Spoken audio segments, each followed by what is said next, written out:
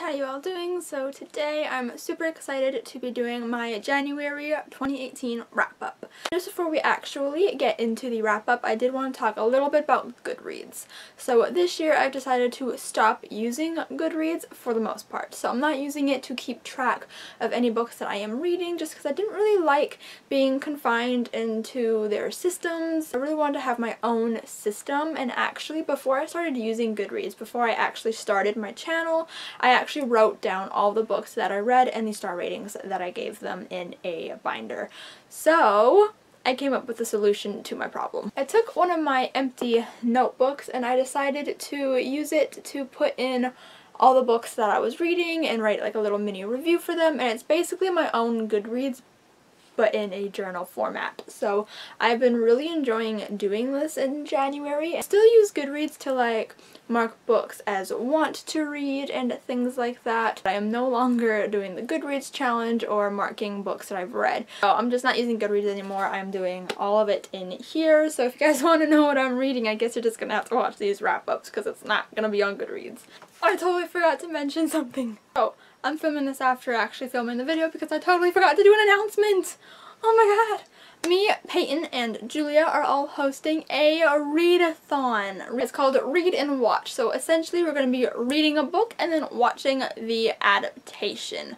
So sometimes it's going to be reading a book and watching the already made movie, and sometimes it's going to be reading a book and then going to go watch the movie in theaters. And at the end, after we've read the book and watched the movie, we're going to host a live show discussing the book and the movie, what we liked about each of them, and like comparing them to each other. So I'm really excited. The book that we are doing for February to March is Simon vs. the Homo Sapiens Agenda by Becky Albertalli, in anticipation for the Love, Simon movie coming out on March 16th. I am so excited to reread this book that I read last year. Me and Julia are so excited to finally make Peyton read this book. So I am very excited to be doing this read along with Peyton and Julia, and I hope you guys are too. We have a Goodreads group that I will try and link down below if I remember. We do not yet have a date for the live show, but I'm assuming it's gonna be at the end of March to give you guys enough time to go see the movie. I hope you guys plan on joining along with us. Stay tuned on our channel so you guys can see future books and movies that we'll be reading and watching, and I'm very excited, and I hope you guys are too.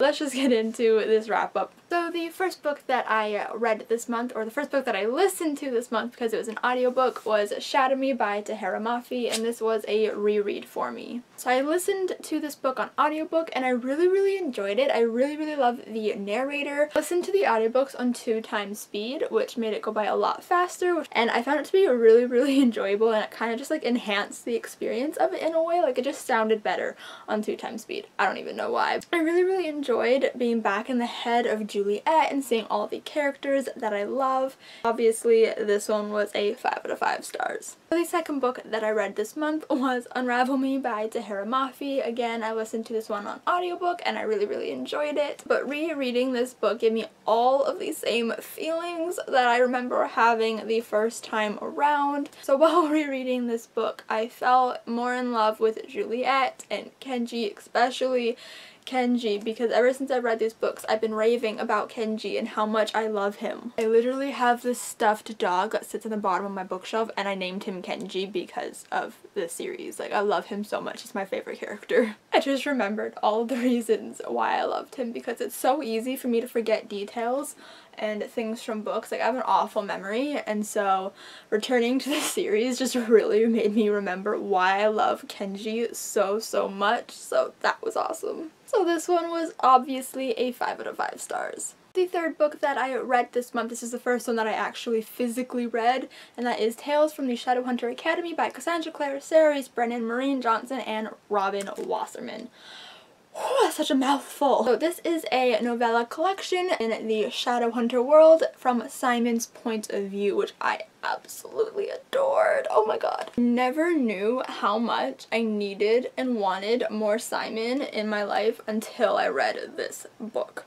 I love Simon Lewis. He's definitely one of my favorite characters from the whole Shadowhunter world, and so seeing more from his point of view and seeing what happens with his life after City of Heavenly Fire was really interesting for me, and I really enjoyed it. This book, guys, made me feel all of the things. All of the things. I cried, I laughed, I smiled.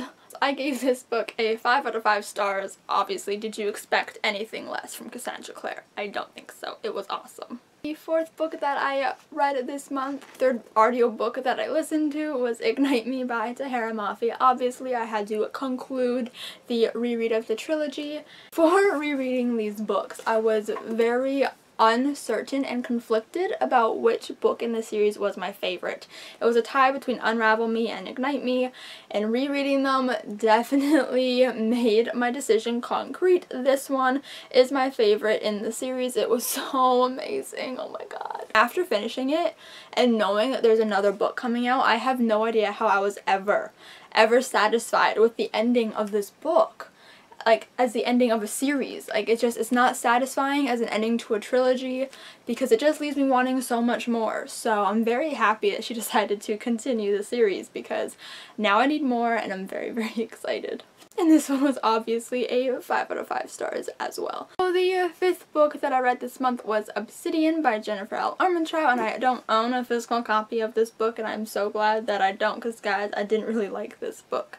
I listened to this one on audiobook as well. Maybe if I had read this book back when I was like 12 and really into Twilight, maybe I would have enjoyed this book, but it was very similar to Twilight in just a sci-fi setting. Back when I was 12, I found no issues with Twilight, but now as a 17-year-old girl, I realize how bad that series is, and so I feel like I just read this book at the wrong time in my life. So I didn't like any of the characters. I found them to be very annoying and very stupid, like so unbelievably stupid. I found most of this book to be pointless and very cringy and just not worth my time. So for that reason, I gave it 2.5 out of 5 stars, and even doing that might be a little generous, but that's the rating that I gave it. The next book, again, was a physical book, and that is Eliza and Her Monsters by Francesca Zappia. I tabbed it.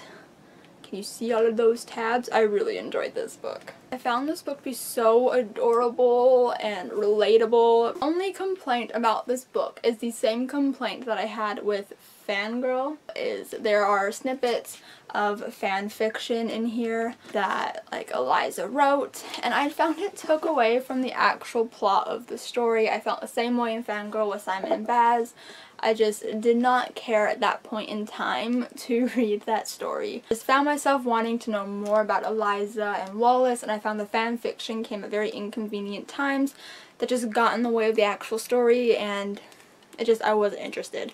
But that didn't take away from my overall enjoyment of this book, which I'm very happy about. So obviously I gave this one a 5 out of 5 stars. I really enjoyed it. I don't really want to talk about this one. So the next book I read was another audiobook, and it was More Happy Than Not by Adam Silvera, and I don't want to talk about this one because I didn't love it, and I feel so ashamed. I feel so ashamed that I didn't love this book. I loved History Is All You Left Me. I adored this book. But I didn't love this one, and I'm so sad and mad and ashamed, and I just want to go hide. Okay, I'm okay. Okay, let me just explain myself. So I didn't like the characters in this book. I found them to be boring. I don't even know, like I just didn't connect with them in the way that I wanted to, and I didn't care about them. I find when I don't like the characters in a book, I tend to not like the story. I didn't love the plot for most of the book, but once the Lateo Institute came more into play in this book, I did enjoy that aspect of it, and it did give me like the what kind of like reaction. That was enjoyable, so I did prefer the second half of this book and the ending of this book more than the first half. The second half didn't necessarily make up for the first half, but it saved it a little bit. Unfortunately, because of all those reasons, I did end up giving it a 3 out of 5 stars, which is really disappointing, but what you gonna do? Not every book can be a winner. But I really wanted this one to be a winner. The next book that I read was The Murder Complex by Lindsay Cummings. I read this book in preparation for the Zenith signing that I went to. I have a vlog up from that whole event, so I will definitely link that down below or in the cards or somewhere so you guys can go check that out. But I wanted to have one of Lindsay's books read before I met her, and I did enjoy it. It's not my favorite book, but it's also like not a bad book. I did really enjoy it. Yeah, I found the story to be entertaining, and I found the world to be interesting, and I did like the characters. They weren't the best characters I've ever read from. I don't like absolutely love them, but I am very interested in this world and in the fate of the characters, like what's going to happen next. I am very intrigued in knowing what happens next, so I will definitely be picking up the Death Code hopefully soon. As you can see, there were things that are tabbed, so I did enjoy it.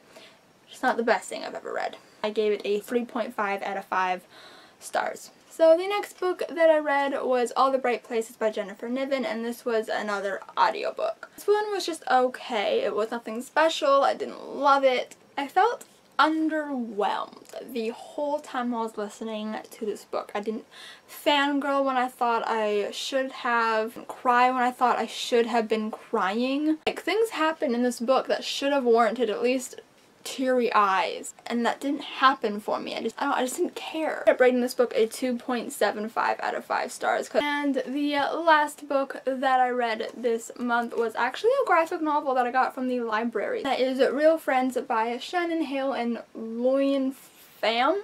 This is a graphic novel that I just saw at my school library one day, and it just jumped out at me from the shelf, and so I picked it up and I read it. It deals a lot with friendships, obviously, because the title's Real Friends, and I just could relate to some of the things that were going on or some of the feelings that the main character was experiencing.